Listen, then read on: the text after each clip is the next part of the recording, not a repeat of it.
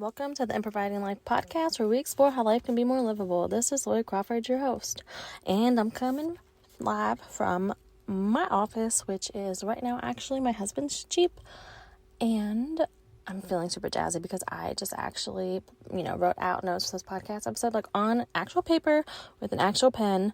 And yes, it's 9:30 at night, so I'm in the Jeep in the dark with the light on.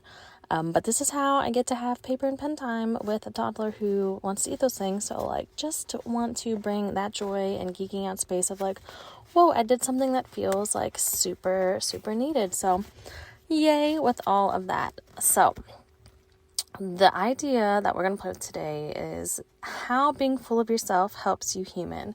I was doing a sort of workshop-y challenge thing last week, and this idea had actually came up before of being full of yourself and how that just feels like something to sit with, and that topic actually came up in that workshop, and I was like, oh wait, I actually was going to do a podcast episode on that, and someone's like, oh, I want to hear it. And so if you're listening to this person, I don't know if you want name drop, but thanks for the encouragement, and I'm really excited to get into it. So let's do that. Right? I feel like regardless of where you grew up, if you were in the West or a Western influenced place, right, we were expected in sort of the spirit of being humble and selfless to really, be selfless. So that way we're really being palatable and also not ruffling feathers. When in reality, what ended up happening, at least for myself and a lot of people that I grew up around and really were taking cues from, is we've just gotten really, really fucking good at not being ourselves, right? And many times actually by bitching ourselves, right? So anytime we actually feel sort of our personality shining through, or, that we are expressing what our actual needs and desires are, that we're kind of oh, no, wait, let me dim that, right? That's not what I'm supposed to be doing. I'm supposed to be, checking off these to-do list items, or, being the person my parents wanted me to be, right? So all in all, we've each been given this story or idea about what it means to be full of yourself. And that's one of the questions I want to start with and really share out with you is what story were you given about being full of yourself, right? And when I was thinking about this, it was actually when I was early high school. I started to lose a lot of weight. I was a quote, very, very large child. Started to lose weight because I signed myself up illegally. I forged my mom's signature to join sports. And with that, then people started to be kinder to me, or at least just less pretending I'm invisible. And so I started then, I guess perhaps having an ounce of confidence and sharing more, or actually telling jokes and when I wanted to and not keeping to myself as much.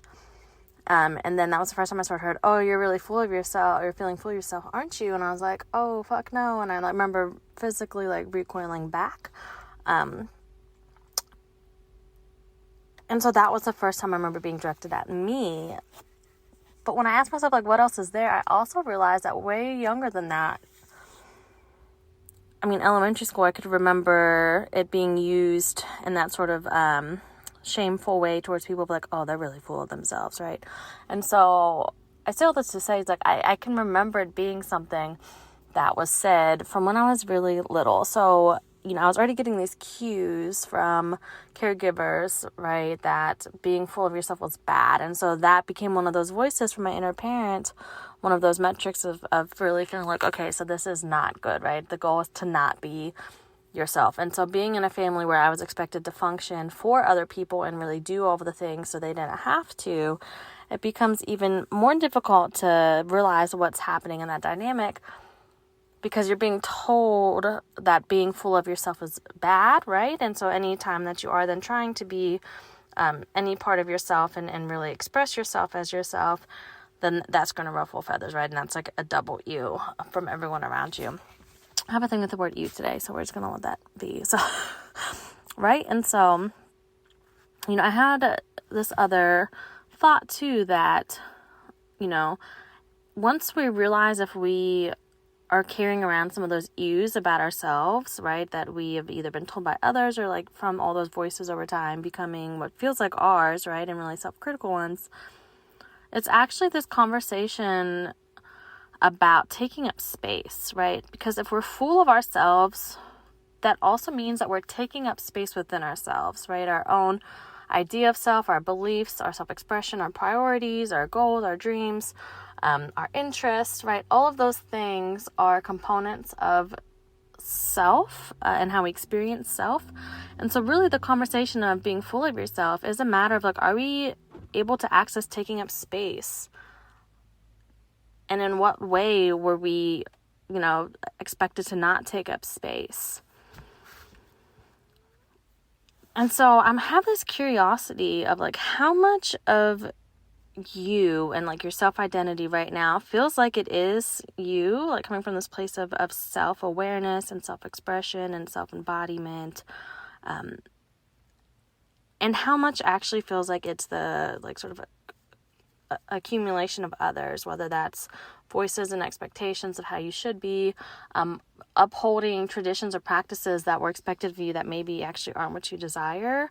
I know right now I'm really in this moment of life where like I'm 99% of the day in caregiver role, that caregiving practice. So I don't have many moments where I'm taking up space for like my needs necessarily first. And so what I found myself doing is asking, like, can I at least ask myself how I want to navigate this moment? Especially with parenting overall, it's like, how do I want to be doing this versus how I experienced being parented, and then also how I hear other people talk about that, right? And so to that point, really realizing or asking ourselves, like, are there seasons or cycles in life where you feel more you, right? I'm going to pause that, right? Are there seasons and cycles in life that feel more you? And I'm so curious on how this awareness can help us start to put words to our experiences, or to even acknowledge, like, okay, maybe right now I'm in a season where I feel sort of like me is sort of lost, or I'm very full of everyone else. And if there were times in the past where I felt like I was more full of myself, can that give me the hope, the motivation, the support, whatever, to believe that there will be another season or cycle where I will be full of self? And how does that feel? Does that actually shift or provide anything for me? Right? And if right now is not a season in life where it's accessible to really be full of yourself, is there something that you want to be full of? Whether that's joy, hope, silliness, the ability to emote, your full range of emotions and experiences, like whatever that is.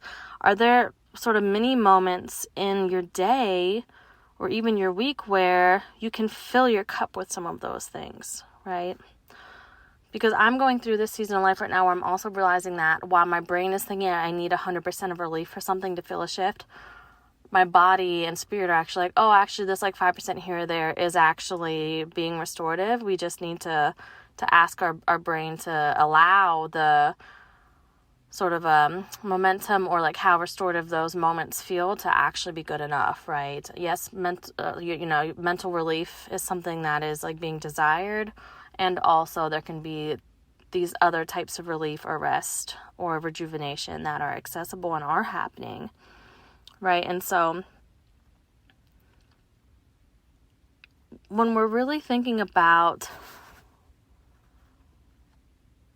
what being full of ourselves could actually mean and look like on a day-to-day, I'm really curious about, one, what's coming up for you, because I'm realizing more and more now that being full of myself can look like, okay, sweet little baby, I know you want me to pick you up already again because I just finished peeing, but like, I'm going to wash my hands without also holding you simultaneously and then pick you up, right? Like, I don't have to.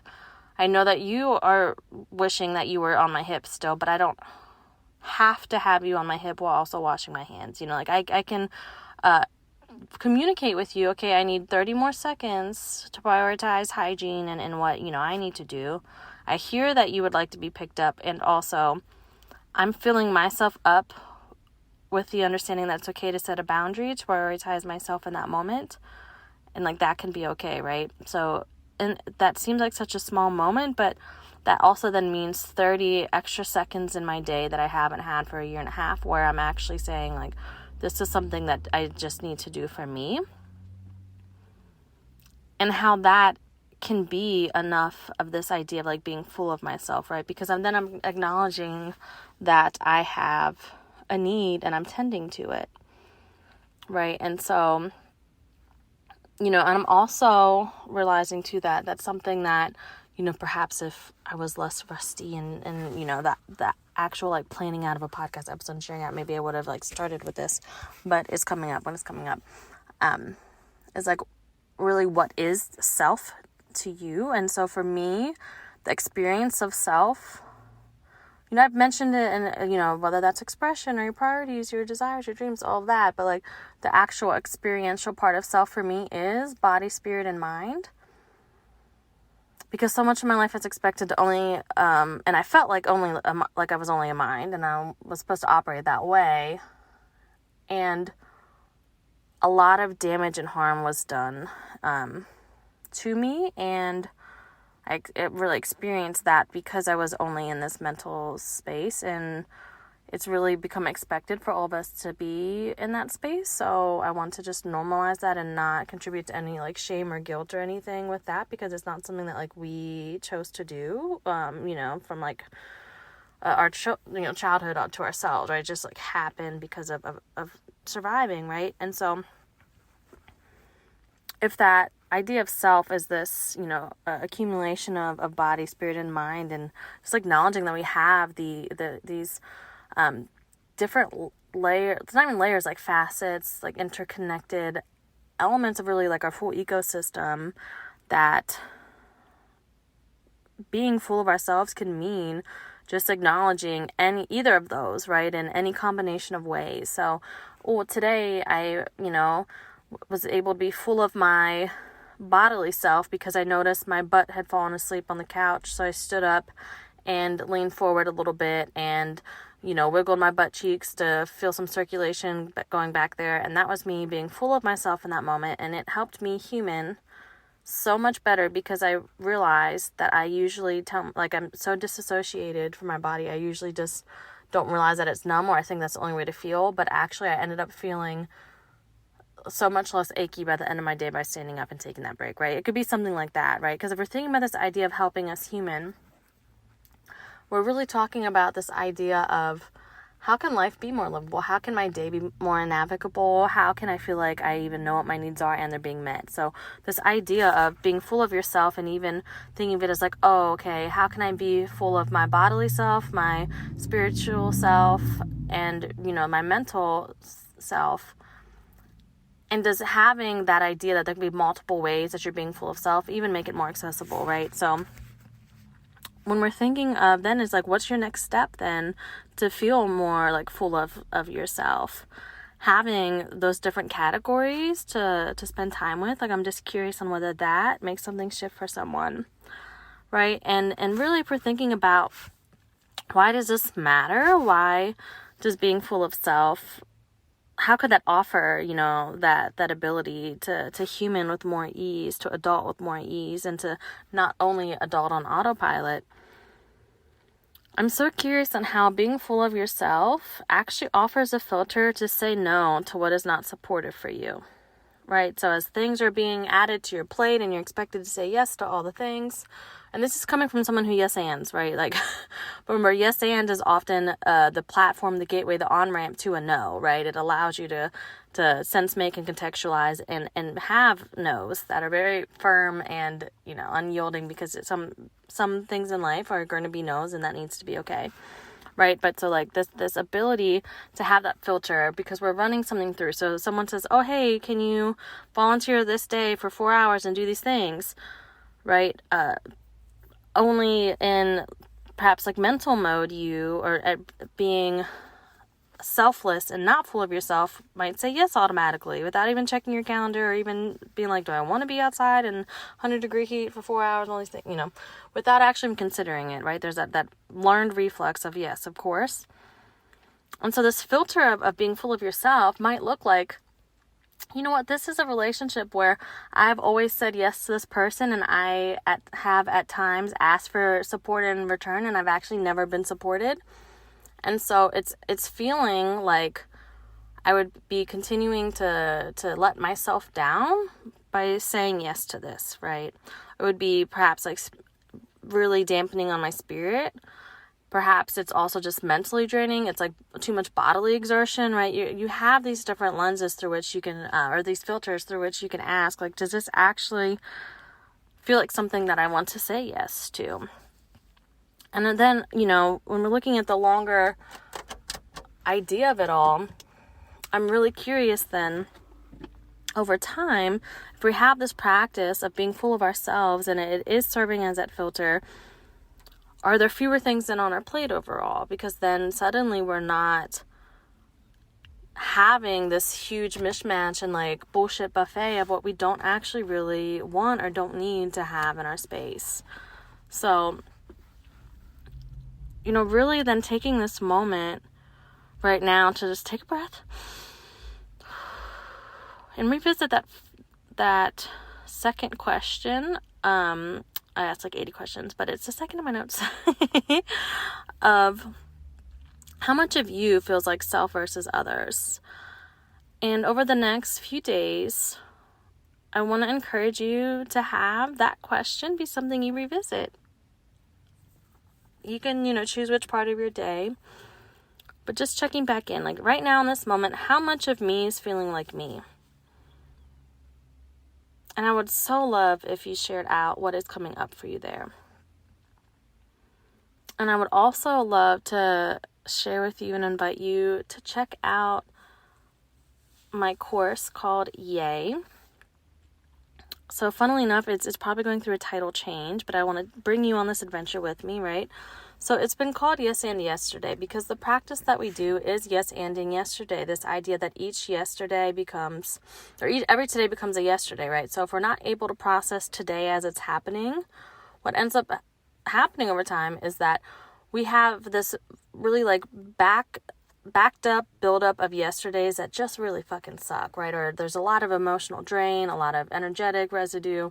We're just saying like yes to all the things except for ourselves, right? Where so little of our self is full of ourselves, right? We are so full of everyone else's ideas, expectations, demands.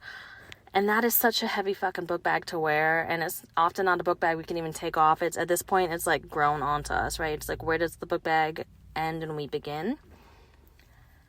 And so really thinking of like, how do I even begin to connect with this idea of being my full ass self, right? How do I even start this process of being full of myself again? How can I even dream and imagine that being human and adulting can be something that's more accessible, right? And so in those questions and really diving into this coursework and going through it myself again several times. Yes, I take my own course. That's where the practice came from. I'm really playing with this idea of shifting the name to Yes and Your Full Ass Self. Because that's the transformation, that's the experience, that's the benefit of it, right? Of being able to say, oh, I actually understand what it means to be full of self, to actually feel more nourished when I start my day. I actually feel like I can discern what my capacity for adulting and humaning is today. I actually feel like I can check in with my body, spirit, and mind and know what they need, and also then be able to navigate the parts of my day where people are trying to add things to my plate without actually asking me what my capacity is, to be able to actually have more room to connect to who and what matters most to you. So that, saying like, oh, I would love to have more time with my kids, and realize that, maybe there's a way that I don't feel so burnt out when it's time to be with them after a long day, so they're getting a better version of me that I actually love to share with them, right? Because bottom line, we have all in the West, or anywhere that's really been touched by Western society, which is arguably 95% of the world probably, right, has been expected to be so selfless. And I don't mean that and like don't help other people. I mean like to just truly lose the sense of what actually is part of you being humane and honoring your own humanity. That the idea of starting to be your full ass self or taking up space within yourself is just like, it sounds like climbing Mount Everest. It's just like, what? Other people might do that. That's cool. Send me a postcard, right? So all that to say that I would love to invite you to check out Yay, because if you want more Yay in your day, and really are curious about those first steps and really how can this become a practice it's not about adding to your to-do list, right? It's actually about, this shift or this experience of waking up with, something's got to give, to actually experiencing your day as, I have something to give this day. I have something to give my children or my family right now. I have something to give to myself. Like I have this vitality back, this sense of actually living life. And I would just love to have Yay be part of that sort of revitalization, experience that you have with yourself. So if you are interested, I'll have a link in the show notes. But I'm really, my last few episodes have been like 5 to 10 minutes because I was, running out to the Jeep real quick or wanted to finish up. So I am feeling pretty tired. Also, it's like 10 p.m. But I also am like, hey, we did it. We had like a full planned out looking at notes episode, and so I want to like yay that too. But my mouth is getting dry. We're going to do a bio check, and how I'm going to now be full of myself even more is acknowledging that this episode's over. I'm finished. Those are the things. So as always, have a razzle dazzle day, and if that's not accessible, you can put an F on front and have a frazzle dazzle day. I'll see you soon.